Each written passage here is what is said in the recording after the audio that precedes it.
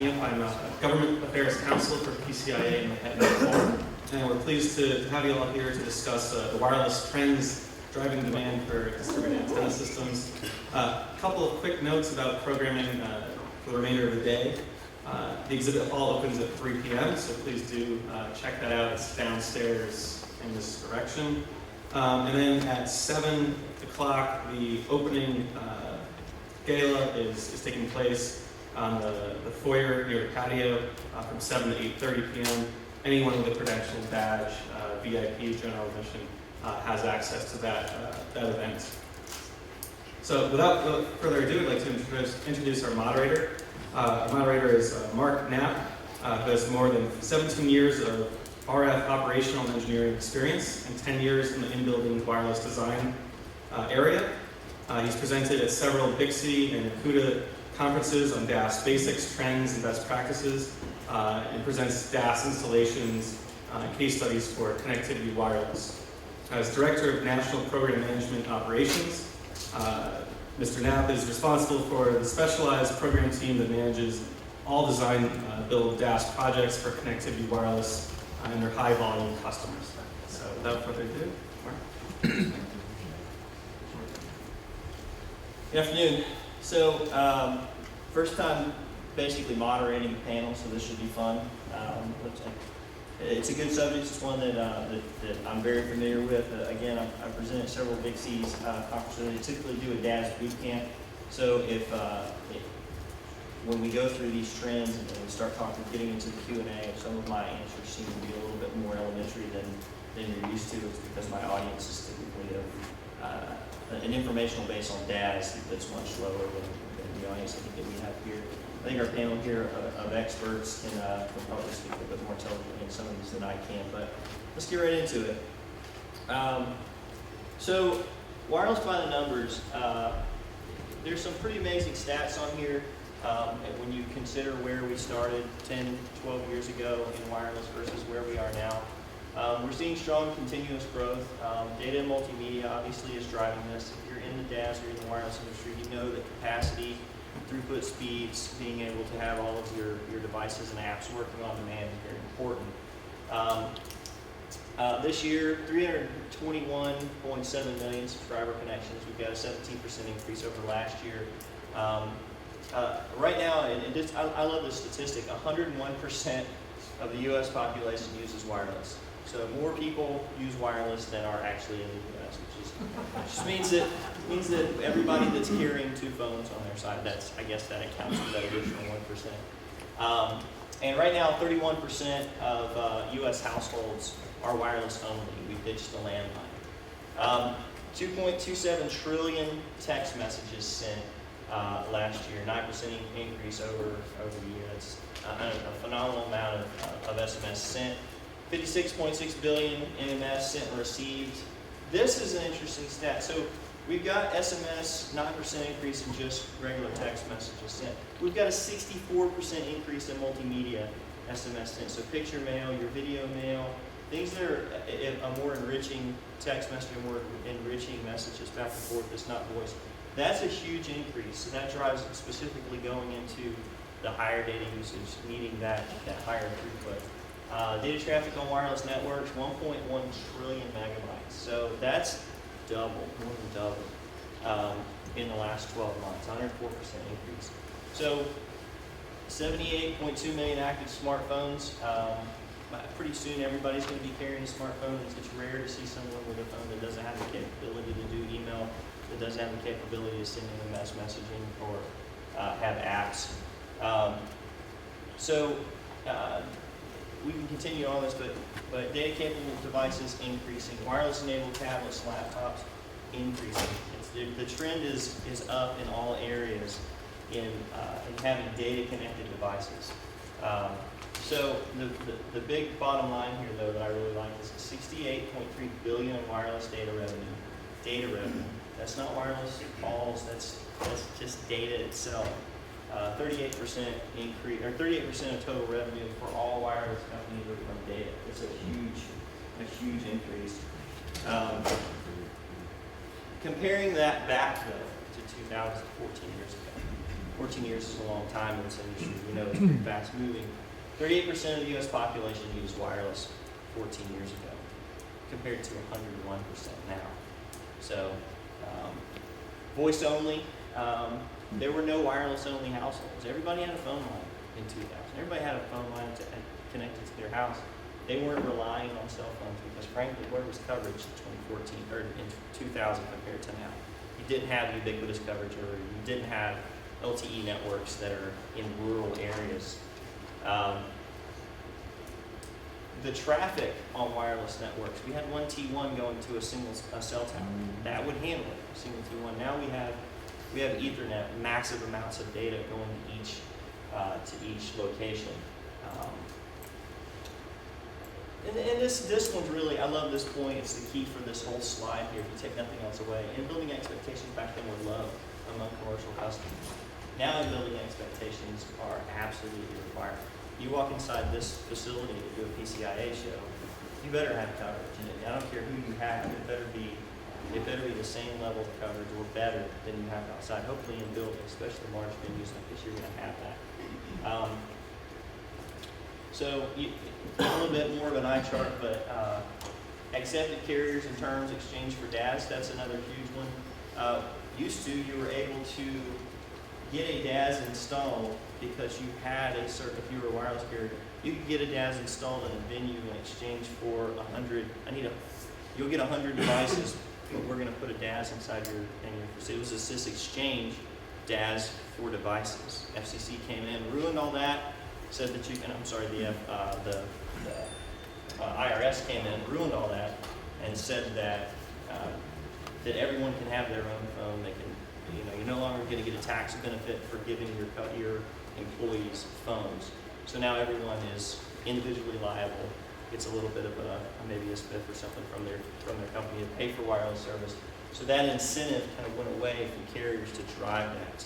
Now it's more towards third-party operators or enterprise installers to get the DAS in there. So now today, this is now wireless driven by a data multimedia. We talked about that.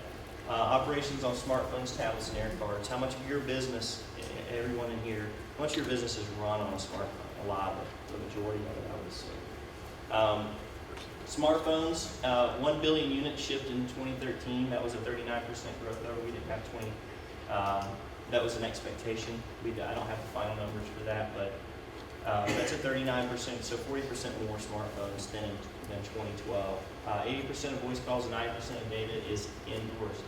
Key statistic there, only 20% of your calls are being taken on the road, outdoors. It's inside your house, it's inside your office, it's at a conference.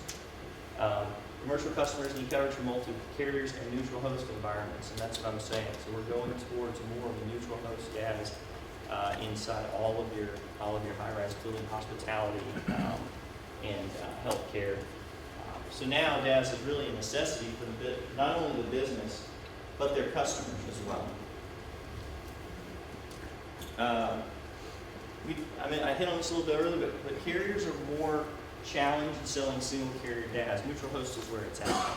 You're typically having a third-party company, the Boingos, the Extonets, the American Tower, the Crown Castle that are installing DAS in these neutral host installations. 4G is becoming a necessity due to its poor in building penetration. Fire codes being adopted to require there's public safety service on the DAS, so now there's more of a drive from governmental agencies to get DAS into buildings so that their fire and first responders can get on that and have that use. Carrier capacity issues is growing. It's not just a coverage issue anymore. Coverage is no longer a concern. I can have 5 bars and have 28 kilobits per second, and I'm an angry person. Or I can have 1 bar and have 15 megabits per second, and I'm in pretty good shape. So coverage is less the focus and more.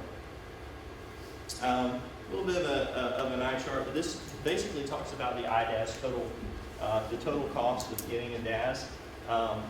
Their services, parts, and installation labor is really what it comes down to.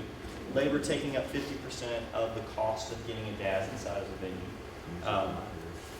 Breaking it down a little bit, the passive, so your coax, your coax cable, your fiber plant, your antennas, your splitters, couplers, all of the distribution passes that aren't actually, they're not connected to power. They're going to take up about 10% of the overall cost. The actives, 20%. We have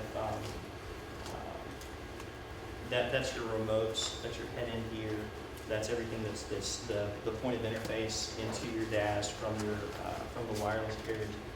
That's going to be about 20% of the total cost. Services is your RF survey. We have IBWave here, your RF design. So IBWave right now is the golden standard across the industry, really, for prediction. Everybody uses it. It's how DAS gets designed.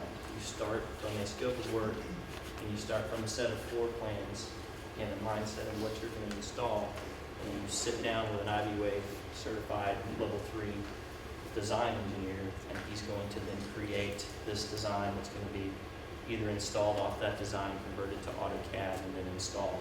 That gets us into the labor portion. Installation labor, mounting the actives, installing all of the passives, and then decommissioning services required to then bring the carriers onto that DAS system is what we're talking about when we talk about installation labor here. And then, of course, service after the installation, optimization, etc. So, with that, we'll start with I think that leads us perfectly into IBWave, and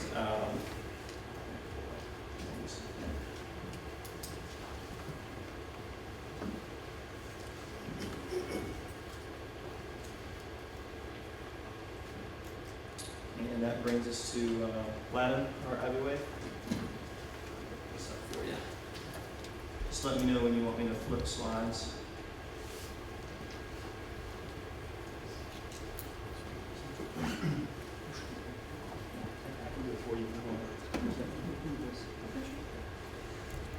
Hello, good afternoon. My name is Vladan Jelenovic. I'm with IBWave Solutions, and I will be talking about the public venue DAS RF design. I'm going to be talking about the common design requirements and challenges, and how LTE, the advent of fourth generation LTE, has impacted the DAS design. I'm also going to expand on a couple of venues, such as stadiums, airports, and subways, and talk about the specific challenges that LTE has imposed on that design. To people that have been in the DAS industry for a while, it goes without saying that the public venue DAS has to carry multiple technologies for all wireless service providers that exist in the market. And those are several: CDMA 2000, EVDO, UMTS, HSPA, LTE, and then also technologies that are not served by wireless service providers but should be in that system, such as chunked radio and various Wi-Fi technologies. Also, multiple spectrum bands need to be supported, from 700, which is the 4G spectrum band, 800, which is SMR band, and cellular PCS, AWS, 2.5 gigahertz, those are for WSPs, and then there is 2.4 gigahertz for Wi-Fi.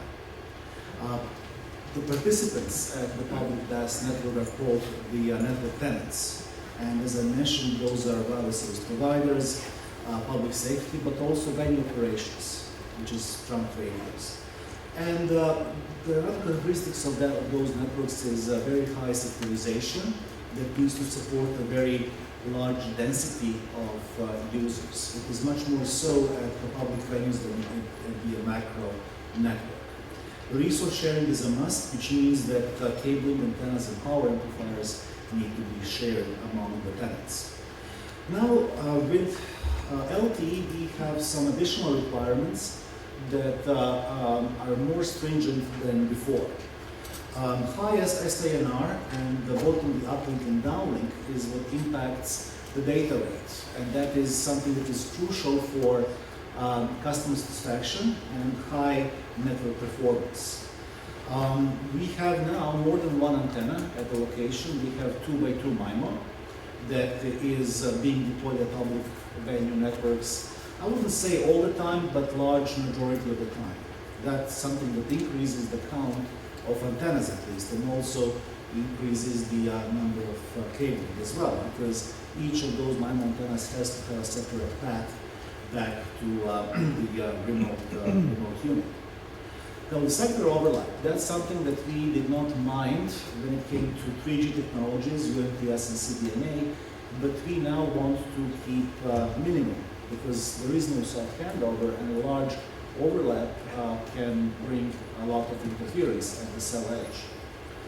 The delay spread that exists in a network has to be less than FPM cycle prefix. This is something that is new and is specific, something to pay attention to a specific class of public venues, such as subways. I'm going to explain why that is so in a moment.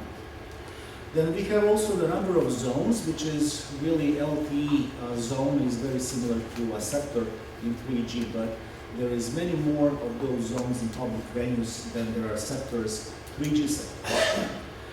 Last but not least, this is something that exists on the next slide, but not on this side, is PIM, or passive intermodulation. In LTE, everything is referenced to a resource block, which is only 180 kilohertz. The intermods, or noise, generated in a neutral host system has to be 6 dB less than that, which is neg 127. That's a very, very low number. And achieving that in a situation where you have a large power, transmit power, is not easy. Also, aside from having to have a very good equipment with very good PIM rating, you need to be aware of the fact how PIM is generated by carefully choosing the location of your antenna, not putting it next to metallic surfaces, and making sure that you are installing in clean areas so that you don't get rust around your equipment. So this is even more stringent than before. PIM is a known problem, but with LTE it is an even bigger issue than before. All this makes LTE's the most demanding technology in public venue DAS neutral host system. An upgrade for existing 2G or 3G public venue neutral host is not easy for most cases. First of all, you need more antennas for MIMO, and then you need to put more cables, and then finally you have a number of zones, which is more than what we had before. Now let's go to individual venues. For stadium, common characteristics are high transmit power and high sectorization. Now, as far as the best practices, I have listed some here. PIM control is very important, as I mentioned before.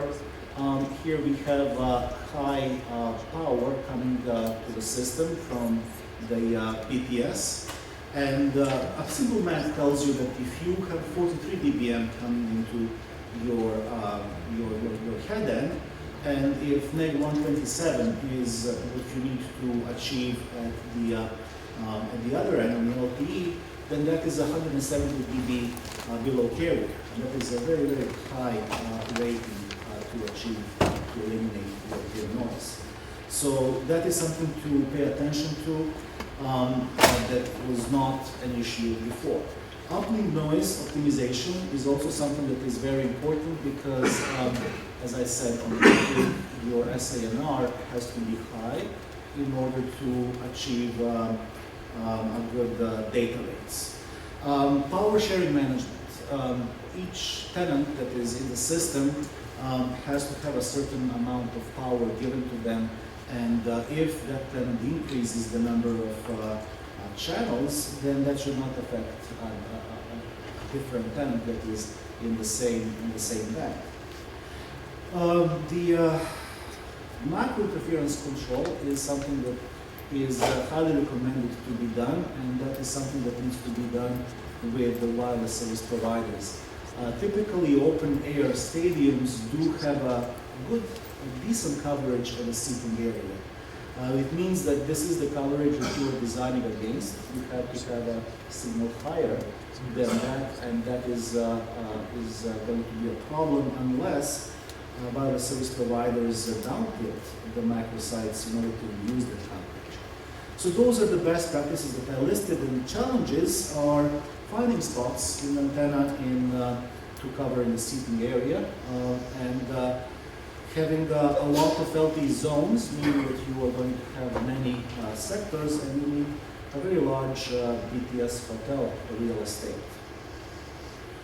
Now there is a subway design, public venue. This is something that is very interesting because we have very interesting RF morphology. There are long and winding tunnels that come into train stations, and the way to design for this is to use a combination of directional antennas at the station and then split the signal from there to leaky coax cables to cover those tunnels. And the thing about that is that the leaky coax cables have to be designed, have to be put on both sides of the tunnel if there are two tracks. In the case that two trains get stuck in a tunnel, you have to have coverage in both of them. That's a public safety issue, and you need to do that. And then, so you basically need to do a double coverage in those wide tunnels. Also, uplink noise optimization is something to pay attention to, meaning you should not be cascading a lot of those station and tunnels together. One thing about that, which is in the same venue, don't cascade too many of those, is the delay spread. The delay spread in LTE, because tunnels are long, there's going to be a delay of the signal coming from the tunnel with respect to the signal that is already there at the station, and that has to be less than OFDM cycle prefix. So this is something that we haven't had before. It has to be paid attention to. The biggest challenge is really maintenance of this network, and the design has to be done with this in mind. This environment in tunnels is prone to dust and corrosion, and may lead to equipment rust and pin generation. And therefore, the location of the equipment has to be chosen in mind with ease of maintenance in mind. And this design is far more complex than what you design for in stadiums. And deployment as well. I have heard various estimates saying that this designing for a metro takes about 3 to 5 times as long as designing the stadium. So this is a subway DAS-RF design, and arguably the most complex of those public venues. There are two more that I wanted to talk about. University campus DAS-RF design. It's interesting because we have a combination of outdoor DAS and indoor DAS. We do have a high sectorization in some parts of stadium, of campus, like stadium and perhaps a basketball arena. And then again, we don't have that much sectorization in some other open area of the campus. Street furniture is used for outdoor antennas, and it is best practice to use ODAS or outdoor DAS to give umbrella coverage in between buildings, and to place those antennas with the minimal static impact. The indoor DAS is used for stadiums and arenas, high-rise towers, and smaller buildings are covered by ODAS. That may be a problem for really old campuses with really small buildings because the signal does not penetrate very well in there. And of course, we have a fiber to every ODAS window. And the last one is airport DAS-RF design. This is the one that I'm just going to wrap this up quickly. The biggest issue that exists there is that terminals are all in glass, and some glass lets RF signal propagate through it quite easily, which means that you may have a problem of existing macro coverage or tarmac getting into the terminals that you have to design against. But once you do that, you're going to have a spill of the signals from the terminals outside of the terminal into a tarmac and outside to the access roads, which will increase the interference and again affect the LTE data rates. So those were things that we need to keep in mind when designing for large public venues. And with that, I will turn it over to Jamie. Thank you.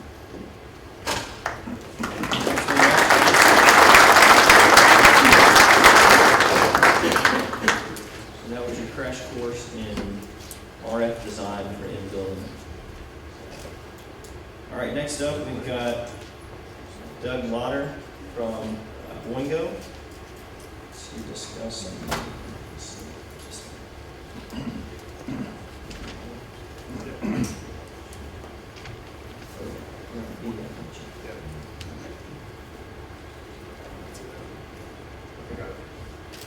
So I'm Doug Lauder from Boingo Wireless, and I really like starting out with this slide. And not just because it has pretty pictures and our marketing team does a great job, but because it really does highlight and illustrate the one-size-does-not-fit-all approach, which is kind of the theme you'll see throughout my presentation today. You wouldn't design a network for a quick-service restaurant that you would also design for a major sporting venue. You just wouldn't. But the purpose at the end of the day remains the same. It's to get high-speed bandwidth to the end user, to the customer. And the customer can take many forms. The customer can be the venue. The customer can be the end user. The customer can be the service provider. The customer can be a local cable company serving TV within the environment. There's a lot of different uses for bandwidth. But taking into account all the customers when building a network is really important from a business standpoint. We talked a lot about the technical stuff. Most stuff that I'm going to hit on is more on the business side. And when you're talking about trying to keep the many constituents or the many customers happy, you have to consider cost. And the software engineers at Boingo have a saying that you can build things fast, good, and cheap, but you only pick two of those things. And when building a DAS network or building a wireless network inside, you're really trying to hit three. And it's really, really difficult. And some people want fast and good, but they can't do it cheap. Some people want cheap and good, but it's not going to be fast. And so to get all those pieces in place at one time, you really have to work within all the constituents from the very beginning. So I'm going to touch a little bit on a case study about a university. So I'll hit on that in a few moments. That will be the how. But first I want to talk about the why. And universities to me, and Boingo in general, really, really, really interesting use cases. They're like mini cities. There's places to sleep, places to shop, places to eat, places to study. There's ways to get entertained: basketball, football, theaters, concert halls. There's hospitals. And they're all, kind of these mini cities, really densely populated, and with many different use cases. And so universities in general are really difficult environments to work within. And layer on top of that the fact that most university students are showing up and they're connected. They've got 7 devices, 3 of which can connect to the internet, as the graphic says. And the other 4 devices are likely going to be connected in the next 18 months. So their phones are going to connect, their laptops are going to connect, their tablets, their watches, their glasses, their shoes, the TVs, the Xbox. Everything is going to connect to the internet. And it's not just connecting to browse. No one's going to look how to bake cookies. Everyone is connecting to the cloud. They're sharing data up, they're pulling data down. It's no longer just going to the internet to find something. It's collaboration, it's entertainment, it's streaming video, it's sharing music, streaming music, it's uploading papers, it's collaborating with peers. The use case in the campus environment is incredibly robust and rich with data. And then couple that with the fact that a lot of the buildings on campus take many different shapes. You have buildings built in the 1800s out of brick and concrete that are fortresses of RF. And you have brand new buildings, student centers with big open spaces and glass that's not exactly friendly for RF. So you have a lot to consider, a lot of different ways that you have to plan around different RF environments and different use cases. And then on separate pieces of the campus, like football stadiums, University of Alabama, 3 national championships since 2009, attendance is declining. So in certain parts of campus, you have a use case where you're trying to push bandwidth to the end user. And on other parts of campus, you're trying to use technology to pull fans back into the stadium. So there's many different ways that the technology is going to be implemented and used, and you have to plan in your mind around what those use cases are going to be, work with the venue, work with the carriers, understand behavior inside the venues and what the goals are of the venue in order to build the right network. So let's talk a little bit about campus environment. That's University of Arizona. Really big campus, hits all the boxes, has a basketball arena, football stadium, on-campus hospital, 500 plus beds. brand new student center, big long quad there that you can see. The buildings are tall, they're grouped closely together, and it just created a really difficult situation on how to plan for this. Where do you even begin when you got to cover this whole territory? And the university wants robust coverage inside and out, so all the students are safe. The wireless carriers want to make sure you're building something that's cost effective and is still going to achieve similar goals, but maybe not where it's absolutely cost prohibitive to go into. So and we start every plan with every campus with an understanding of the environment, not just the topology, not just the architecture, but also the RF environment. So the Ivy Wave guys touched a lot on this. I'm not going to spend a lot of time on it, but if you understand the RF environment and the architecture environment, you're already a leg up. Benchmark testing, understanding pathways, where's your power, where's your connectivity, where's your head end going to be, where the carrier's going to have their equipment, what closets are available to you, and where do you not have all those things? Where are you going to need to improvise and build something that is not already there today? And what is going to be an obstacle on the venue side, and what's going to be an obstacle on the carrier side, and on the technology side? Where is it just not technically feasible to get coverage on campus? So in a typical planning period, we would start on the outside. We start with where can we effectively get the low-hanging fruit and install some outdoor DAS, some outdoor rooftop installations, outdoor macro installations, outdoor femtocells that are going to get us into the widest coverage area that we can get to from the outside. You can build an outside site a lot cheaper than you can build an inside site, and one outside site can typically hit multiple smaller buildings. So outside first, look at all the places that you can go. Has its own challenges because you got to work with the different building operators. There's different schools involved, the geology school, the business school, the law school, the medical school. You got to get all of them on board with what you're doing. There's a lot of constituents. And then there's aesthetics and architecture and power and all the things that we've already talked about. But the outside approach is typically what's done first. And then from there, you move inside. You're not going to be able to cover a football stadium, a Division I BCS football stadium, Division I basketball arena from the outside. It's going to be very, very difficult. Too many people, spikes in usage, spikes in traffic. It's just not going to work. So from there, you have to go inside. So you've knocked out as much as you can from the outside, you design your wave and all the propagation tools that are available to understand what's not going to get covered from the outside installation, and then you move inside. And then from there, finally, you optimize. And you work with the installations that you have. Where are the handoffs not working? Where is traffic patterns different from what you had budgeted or modeled? And what can you do to the network from that point to augment it to get the best coverage possible? So that's a perfect scenario if you have a blank slate and a partner that's willing to give you a blank slate. However, in the case of the University of Arizona, it was slightly different. So University of Arizona, like most universities, the biggest pain point was the football stadium. You saw my graphic earlier about fans leaving and not coming back, a lot of negative tweets, a lot of posts on Facebook that aren't getting updated. A lot of people are upset about the fact that they don't have connectivity on game day. So their big pain point was the stadium. Get the stadium built. I want it covered for football season. Confirmed need by date, had to get it live. So we weren't able to do the outside-in approach, but we did plan it that way. And planning it that way was still important. It's still the same strategy. The tactics can vary depending on the venue, but the strategy remains the same. Plan, design, and then build. So venues came first. Then we did, we're planning a few indoor small cell deployments at other venues and some of the rooftop installations as well. So instead of going steps 1, 2, 3, 4, we probably went 1, 3, 4, 2, or 1, 3, 2, 4. But we still started with the same vision in mind, the same strategy. The strategies don't change. Attack the venue first, and then the network second. So that's my conclusion. One size does not fit all. Unique venues require unique networks, and a lot of planning, a lot of people to work with, and a lot of collaboration. That's it.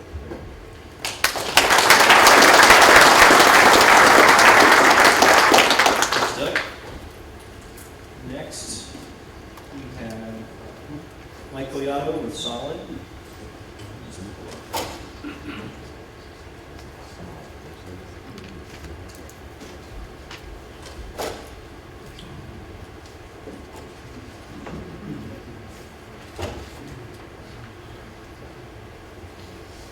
Well, good afternoon, everybody. Thanks for coming to this session after lunch, where we've got the panel's got the unenviable task of trying to keep everybody awake and excited after the the food from lunch. So thanks for your attention. We'll try to hit you hard and keep the action going.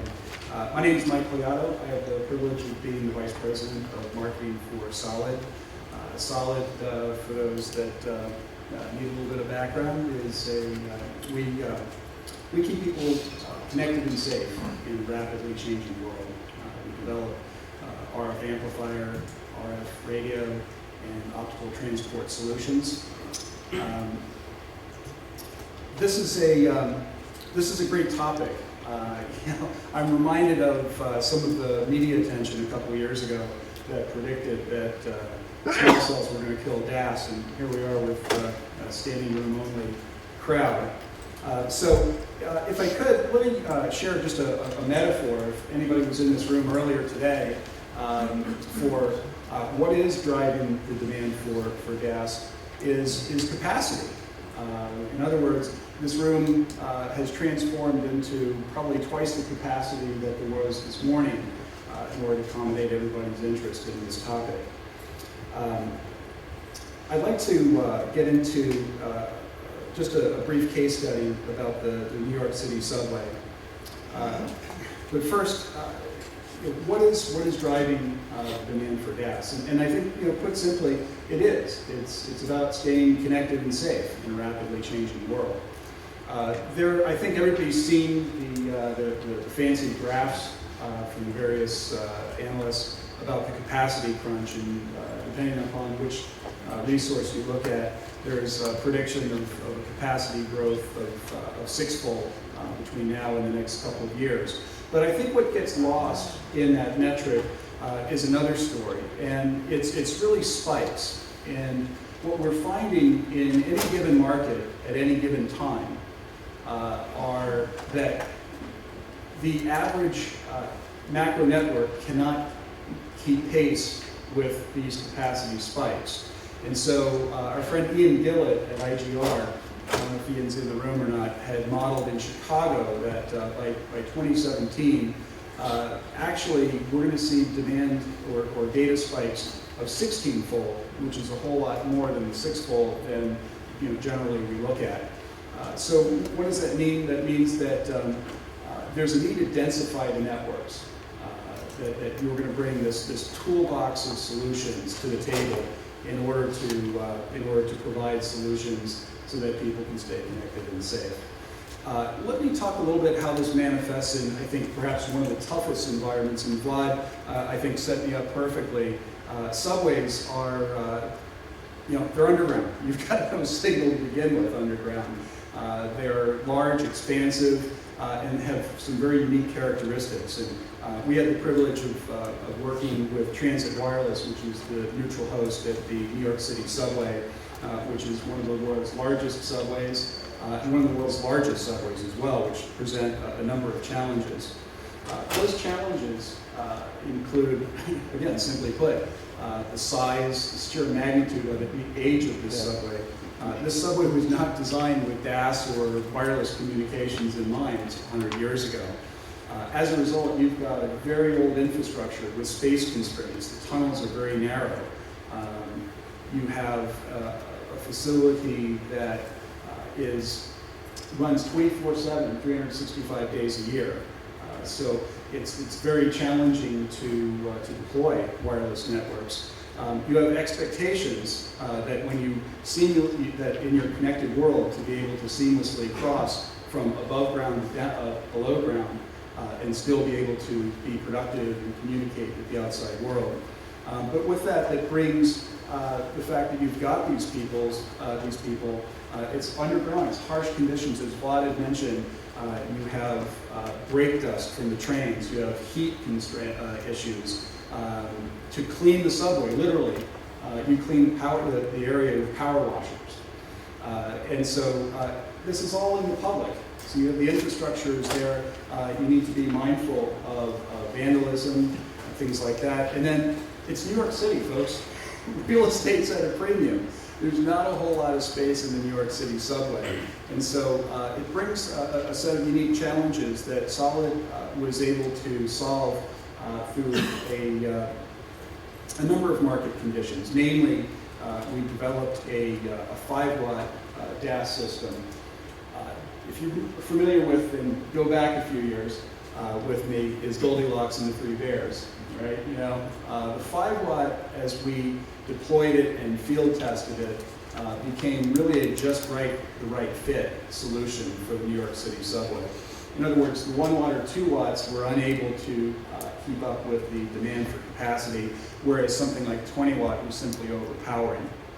The 5-watt solution was deployed and developed uniquely for the New York City subway to address those needs, including the fact that for space constraints, it is a very compact for the size. Infrastructure requires it supports 8 bands using a single strand of fiber, being again mindful of the space constraints in the tunnels. It's able to support myriad solutions, commercial cellular, public safety, paging, essential two-way radio.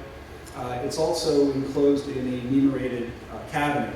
Again, go back to the brake dust, the corrosion, power washing conditions and things like that. Something that's unique to the New York City subway, and I think it's worth mentioning, is that the 5-watt, you've got these capacity spikes in the subway. This is unique to, I think, any environment.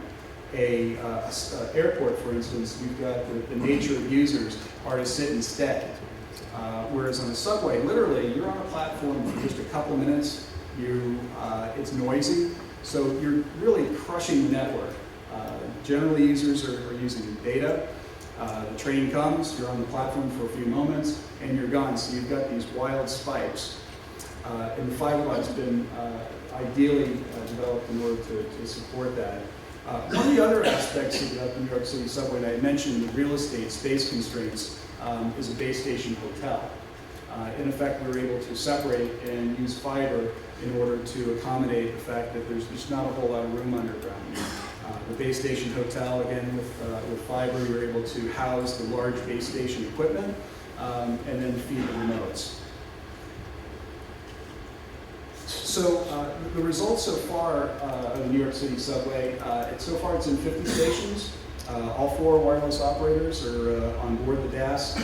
This was, everything kind of came together with select and focus stations in order to support the Super Bowl back in February. It's a phased approach. This is going to be a multi-year project. There are some goals and aspirations for this project, and I think 2 are very interesting to share. Is currently the deployment is spec'd out to support communication on the platforms. Transit Wireless is the wireless host, or the neutral host rather, has visions to also provide wireless throughout the system in the tunnels as well. But there's also a business model, and Bill Bain over at Transit Wireless likes to talk about building a luxury hotel.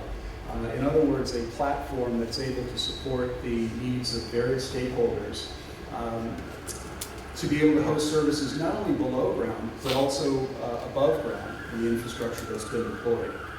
So I'd like to leave, before I hand off to Tony, a couple of thoughts on trends. As we look at the wireless trends that are driving the demand for DAS, I think it's multifold.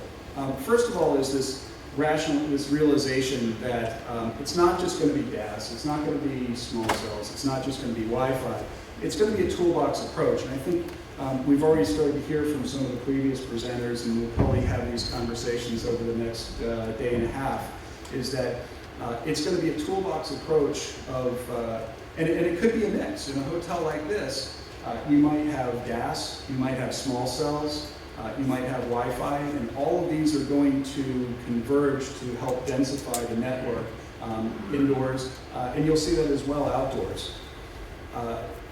We also look at amplifiers, and I think amplifier technology is becoming very interesting. We believe that we're going to see amplifiers become smaller, greener, lighter in weight, so they can be better deployed outdoors. but while at the same time packing more punch and power in that footprint, and having some intelligence built in as well, so that they're able to power up and power down based upon the requirements of use. We talk about sort of an evolution and revolution. We're seeing the toolbox approach as being more of an evolutionary approach. From a revolutionary standpoint, we look at a new model. I don't even know if we're going to call it DAS in a few years. The next generation networks are going to have the characteristics of being a single, all-fiber infrastructure that are able to support multiple services. And think about that for a second. And that drives some other really key things. Because right now, what is DAS? It's kind of just a dumb pipe. It's singular in purpose. And these next generation networks have the ability to support not only RF, commercial cellular and public safety, but also IP. So not only Wi-Fi services, but things like building automation, things like security cameras, things like location, which there was a report issued today by the FCC that as you look at new 911 requirements, is that location is going to be really key. These new networks, because of their IP nature, are going to be able to support public safety and location services. And then related to that, suddenly you have an ROI model, right? As a neutral host, as an owner of these networks, you have now a structure that can provide not only ROI, you can charge for various services that are going to be put on your network, but it's also going to drive analytics. And analytics, in our opinion, is really one of the holy grails out there. Is wouldn't it be interesting to know how users are using your network? And at this point, it's very rudimentary. You look at that in perhaps at the stadium. You look at it in other facilities as well. And I think the analytics and ROI are going to be really powerful. So we're, again, delighted to be in the DAS industry. I've been in the industry since 2004. We've seen a whole lot of changes. As I had mentioned, we don't know. I mean, we may call it something else in a few years when we get to the next generation. But it's going to be interesting. It's going to be a toolbox approach in order to densify the network. So let me invite Tony to come up and keep going on the DAS side.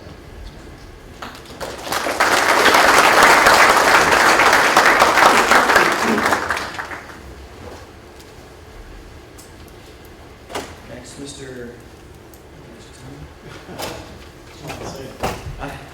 Hold on, I think I got it. Tony LaFave.